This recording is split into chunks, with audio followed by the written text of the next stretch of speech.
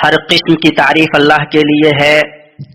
وہ گناہ کو بخشنے والا، توبہ کو قبول کرنے والا، سخت عذاب والا، انعام و قدرت والا ہے.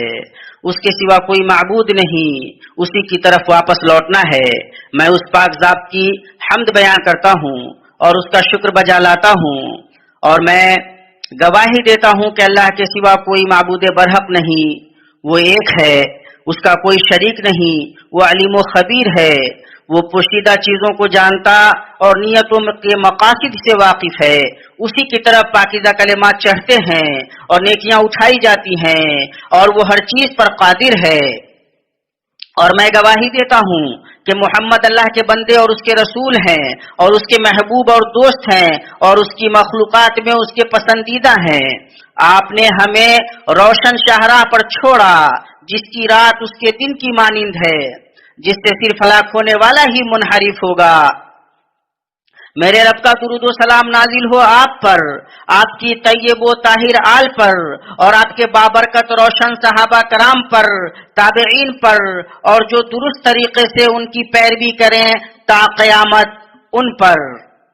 اما بعد، مسلمانوں، اللہ کا کما حقہ تقوی اختیار کرو، اپنے نبی کی پیروی اور اللہ عز و جل کے لیے اخلاص پیدا کر کے اپنے اعمال کی اصلاح کرو. اللہ تبارک و تعالی کا فرمان ہے،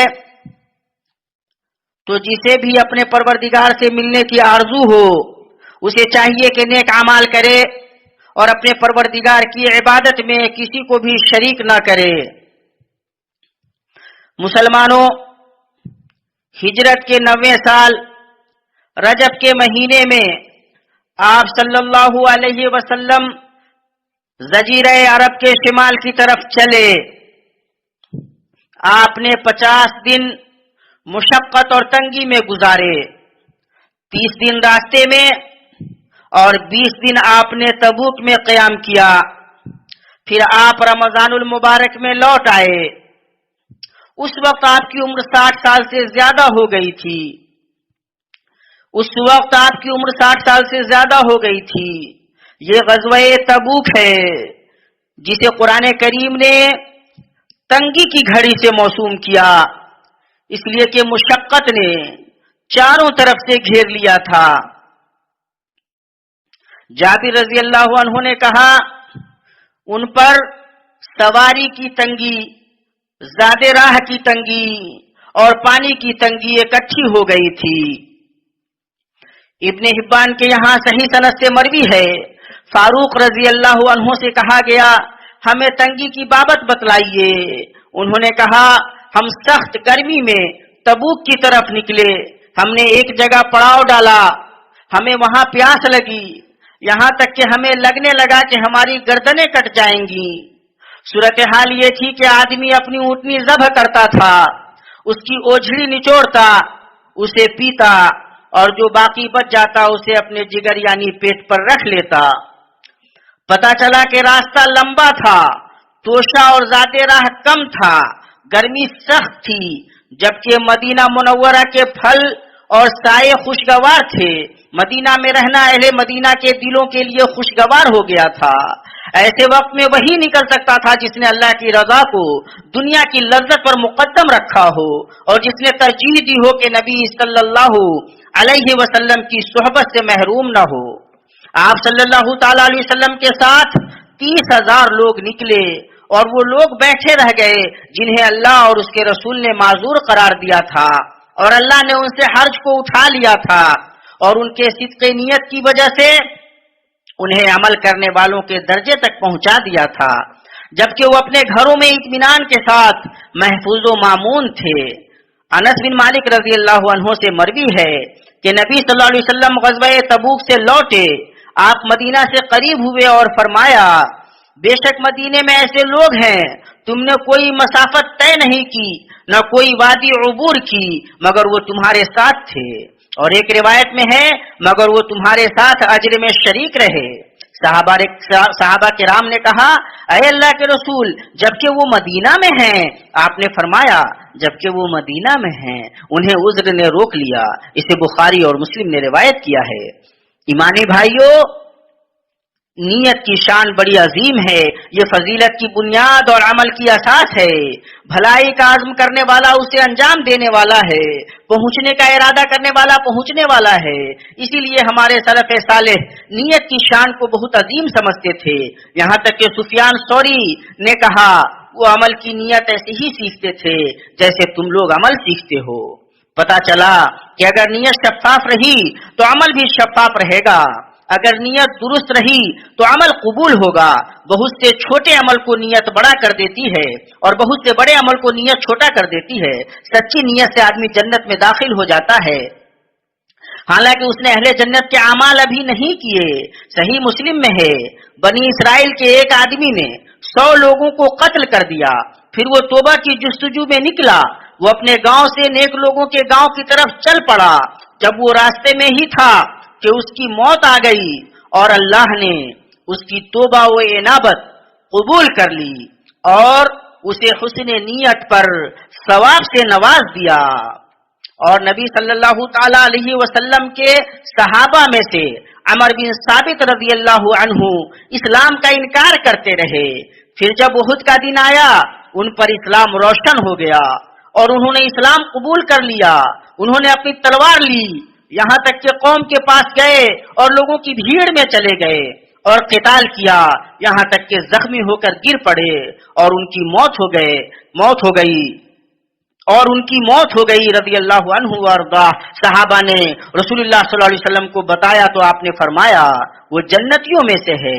اسے امام احمد نے حسن سند سے روایت کیا ہے۔ پتا چلا کہ وہ توحید کی شہادت اور ایمان اور درست نیک عمل کے ٹھوس عزم کی وجہ سے جنتیوں میں سے ہو گئے، حالانکہ انہوں نے اللہ کے لیے ایک سجدہ بھی نہیں کیا۔ اللہ تبارک و تعالی جب بندے کی اچھی نیت، اس کے پاک مقصد اور اس کے صاف دل کو جان لیتا ہے تو اس کی بات کو درست کر دیتا ہے، اس کے عمل میں برکت عطا کرتا ہے اور اس کی کوششوں کو قبول کر لیتا ہے۔ اور جس کا ارادہ آخرت کا ہو اور جیسی کوشش اس کے لیے ہونی چاہیے وہ کرتا بھی ہو اور وہ با ایمان بھی ہو، بس یہی لوگ ہیں جن کی کوشش اللہ کے یہاں پوری قدردانی کی جائے گی۔ نیکی کرنے کا ارادہ آدمی کو وہاں تک پہنچا دیتا ہے جہاں تو اس کا عمل نہیں پہنچتا اور اس کا اجر و ثواب لکھا جاتا ہے۔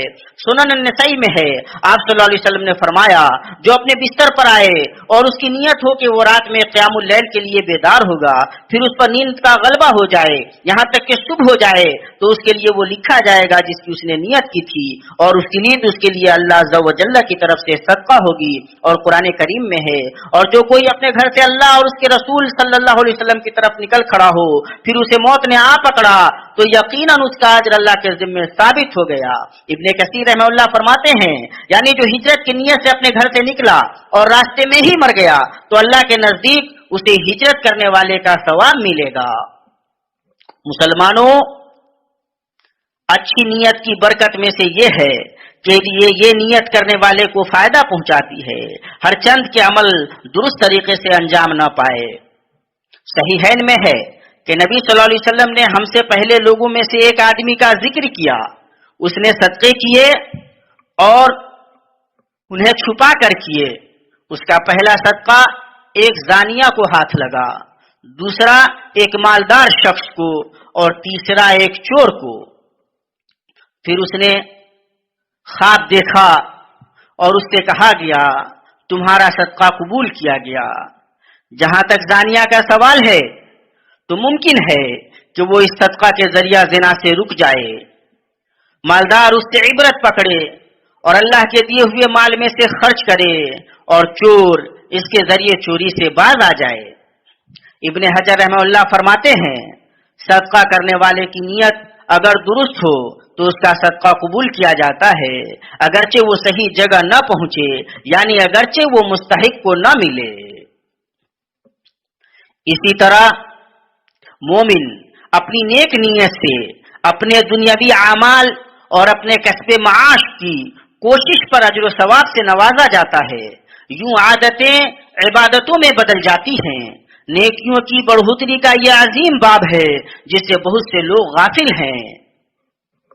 صحیحین میں ہے کہ نبی صلی اللہ علیہ وسلم نے فرمایا تم کوئی خرچ نہیں کرو گے जिससे तुम अल्लाह की खुशनुदी चाहते हो, मगर उस पर तुम्हें अज्र मिलेगा, यहाँ तक कि उस लुकमा पर भी जो तुम अपनी बीवी के मुंह में डालते हो। इमाम नबी रहमतुल्लाह फरमाते हैं, मर्द जब बीवी के मुंह में लुकमा डालता है तो ये आदतन खुश तबई, लाड प्यार और मबाह चीज से लुत्फ अंदोज होते वक्त होता है, और ये हालत ताअत और आखिरत के उमूर से सबसे ज्यादा दूर है। उसके बावजूद अल्लाह के नबी सल्लल्लाहु अलैहि वसल्लम ने बताया कि अगर वो इस लुकमा से अल्लाह की खुशनुदी चाहे तो उस पर उसे अज्र मिलेगा। उनकी ये बात खत्म हुई। सहाबा किराम रिजवानुल्लाहि अलैहिम अजमईन इस हकीकत को समझते थे। मुआज रजी अल्लाह अन्हु ने कहा, मैं अपनी नींद पर भी ऐसे ही सवाब की उम्मीद रखता हूँ जैसे अपने क़ियाम यानी नमाज पढ़ने पर सवाब की उम्मीद रखता हूँ। यानी उन्हें अपनी नींद पर भी उसी तरह सवाब की उम्मीद है, जबकि नींद में कितनी राहत है जिस तरह उन्हें अपने क़ियाम और नमाज की हालत में अज्र सवाब की उम्मीद है। तो ऐ वो शख्स जिसे मर्ज ने बैठा दिया है, या सफर की वजह से जिससे नेक अमाल छूट गए हैं, या जिसके बारे में अल्लाह ने जान लिया है कि वो माजूर है, इंशाअल्लाह तुम्हारा अज्र तुम्हारे सहीफे में लिखा जाएगा, हर उस नेक अमल के बदले जो तुम अपनी सेहत और चुस्ती के अय्याम में क्या करते थे। सही बुखारी में है, रसूलुल्लाह सल्लल्लाहु अलैहि वसल्लम ने फरमाया, जब बंदा बीमार पड़ जाए या सफर पर रवाना हो जाए तो उसके लिए अमल इसी तरह लिखा जाता है जैसा वो सेहत और इकामत की हालत में किया करता था। मालूम हुआ कि अच्छी नियत वो सबसे अच्छी चीज है जिससे आदमी अपने दिन की शुरुआत करता है और जिसके साथ दिन को खत्म करता है, और ये सबसे अच्छी चीज है जिसे वो अपने रब के पास जखीरा बनाता है। चुनांचे मोमिन को जेब है कि वो अपने तमाम गुफ्तारों किरदार में भलाई की नियत करे, ताकि अगर मौत आ जाए और उसके और अमल के दरमियान हायल हो जाए तो अल्लाह उसके लिए अमल का अज्र लिखे।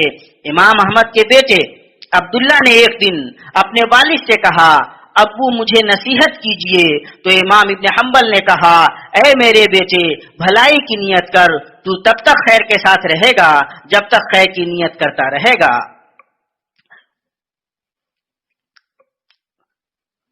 उनके अक्सर खुफिया मशवरों में कोई खैर नहीं, हाँ भलाई उसके मशवरे में है जो खैरात का या नेक बात का या लोगों में सुलह कराने का हुक्म करे। और जो शख्स सिर्फ अल्लाह ताला की रजामंदी हासिल करने के इरादे से ये काम करे तो उसे हम यकीनन बहुत बड़ा सवाब देंगे। अल्लाह मुझे और आपको कुरान और सुन्नत में बरकत से नवाजे, इनमें मौजूद आयात व हिकमत से मुझे और आपको फायदा पहुंचाए। मैं जो कह रहा हूँ आप सुन रहे हैं, और मैं अपने लिए और आपके लिए हर गुनाह और खता से मग़फ़िरत तलब करता हूँ। आप भी उससे मग़फ़िरत तलब कीजिए, बिलाशुबा वो बहुत बख्शने वाला रहम करने वाला है।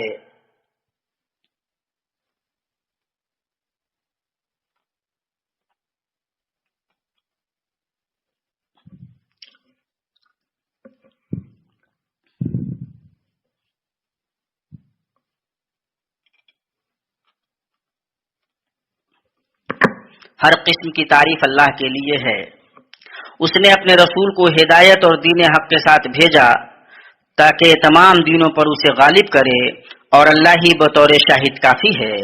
और मैं इकरार व तौहीद के तौर पर गवाही देता हूँ कि अल्लाह के सिवा कोई माबूद बरहक नहीं, वो एक है, उसका कोई शरीक नहीं। और मैं गवाही देता हूँ कि मोहम्मद उसके बंदा और रसूल हैं। दरूद व सलाम और बरकतें नाजिल हों आप पर, आपकी आल पर, असहाब पर, और बहुत ज्यादा सलामती हो। अम्मा बाद मोमिनो, इसमें कोई शक नहीं कि हज इस्लाम के अरकान में से अजीम रुकन है। अल्लाह ताला ने उसे अपने बंदों पर बशर्ते इस्तिताअत फर्ज किया है। इस वबा के नुज़ूल की वजह से मसलहत यही थी कि लोगों की जानों की हिफाजत की खातिर हज को महदूद तादाद पर ही मुनहसिर रखा जाए, और इसमें कोई शक नहीं कि जान की हिफाजत इस्लाम के अजीम मकासिद में से है, और ये जरूरियात खमसा में से है जिनकी हिफाजत का इस्लाम ने हुक्म दिया है, और जिन्हें हलाकत या नुकसान के दर पे करने से मना किया है। अल्लाह तबारक व तआला खादिम हरमैन शरीफैन और उनके अमीन वली अहद को मुसलमानों के मामले की निगहदाश्त और एहतिमाम का अच्छा बदला दे। अल्लाह ताला ने हज की इस्तिताअत न रखने वालों के लिए उसके बदले जिलहिज्जा के 10 दिन का मौसम रखा है। जो कोई हज की अदायगी से आजिज रहा, अल्लाह उसे उसकी नीयत के सबब अज्र से नवाजेगा। اللہ اسے اس کی نیت کے سبب اجر سے نوازے گا۔ اللہ نے اس کے لیے ان 10 دنوں میں بڑے بڑے اعمال رکھے ہیں جنہیں وہ انجام دے سکتا ہے جبکہ وہ اپنے گھر میں مقیم ہو۔ ان ایام کے مستحب اعمال میں روزہ رکھنا ہے، بطور خاص عرفہ کے دن کا روزہ۔ اس کا روزہ 2 سالوں کے گناہ مٹاتا ہے۔ سنن ابو داؤد میں اللہ کے نبی صلی اللہ علیہ وسلم کی بعض بیویوں سے روایت ہے، انہوں نے کہا اللہ کے نبی صلی اللہ علیہ وسلم 9 ذی الحجہ کو روزہ رکھا کرتے تھے۔ ان 10 ایام میں ذکر کرنا بقیہ ایام میں ذکر کرنے سے افضل ہے۔ مسند احمد میں ہے کہ نبی صلی اللہ علیہ وسلم نے فرمایا ان 10 ایام سے بڑھ کر اللہ کے نزدیک کوئی دن نہیں جو اللہ کے نزدیک سب سے عظیم ہو اور جس میں نیک عمل کرنا اسے سب سے زیادہ پسندیدہ ہو۔ چنانچہ ان میں خوب تحلیل و تکبیر کہو اور تحمید کیا کرو۔ مومنو، ان 10 ایام کی تیاری کرو اور ان کی ایسی ہی تعظیم کرو جیسے اللہ نے انہیں عظیم بنایا ہے۔ ان کے اندر خوب خوب نیکیاں کرو، ان میں بھلائیوں پر ایک دوسرے سے سبقت لے جانے کی کوشش کرو۔ یہ دنیا کے سب سے عظیم ایام ہیں، یہ دنیا کے سب سے عظیم ایام ہیں۔ صحیح بخاری میں ہے کہ نبی صلی اللہ علیہ وسلم نے فرمایا ان ایام میں یعنی 10 ذی الحجہ سے افضل عمل کسی دن میں نہیں۔ انہوں نے کہا جہاد بھی نہیں؟ آپ نے فرمایا جہاد بھی نہیں الا یہ کہ آدمی اپنی جان و مال کی بازی لگاتے ہوئے نکلے اور پھر کچھ بھی لے کر واپس نہ آئے۔ ابن رجب رحم اللہ فرماتے ہیں اس سلسلے میں تحقیق کی بات وہ ہے جو بعض بڑے متاخرین علماء نے کہی ہے کہ یہ کہا جائے من جملہ یہ 10 ایام رمضان کے جملہ عشرہ سے بہتر ہیں۔ ہر چند کے رمضان کے عشرہ میں ایک ایسی رات ہے جس پر کسی دوسری رات کو فوقیت حاصل نہیں ہو سکتی۔ مسلمانوں، پھر جان لو کہ اللہ نے تمہیں ایک کریمانہ حکم دیا ہے جس کی ابتدا اس نے خود سے کی ہے، اس کا فرمان ہے اللہ تعالیٰ اس کے فرشتے اس نبی پر رحمت بھیجتے ہیں۔ اے ایمان والو، تم بھی ان پر درود بھیجو اور خوب سلام بھی بھیجتے رہا کرو۔ اے اللہ، درود و سلام نازل فرما محمد آپ کی بیویوں اور ذریت پر جیسا کہ تو نے درود و سلام نازل فرمایا آل ابراہیم پر، اور تو برکتیں نازل فرما محمد ان کی بیویوں اور ذریت پر جیسا کہ تو نے آل ابراہیم پر برکتیں نازل فرمائی۔ اے اللہ، تو راضی ہو جا خلفائے راشدین ابو بکر، عمر، عثمان، علی اور بقیہ تمام صحابہ اور تابعین سے، اور تا قیامت جو درست طریقے سے ان کی پیروی کریں ان سے، اور ہم سے بھی اپنے عفو و کرم اور جود و سخا سے، اے ارحم الراحمین۔ اے اللہ، اسلام اور مسلمانوں کو غلبہ عطا کر۔ اے اللہ، اسلام اور مسلمانوں کو غلبہ عطا کر۔ اے اللہ، اسلام اور مسلمانوں کو غلبہ عطا کر۔ اس ملک کو اور مسلمانوں کے بقیہ ملکوں کو پرامن و پرسکون بنا دے۔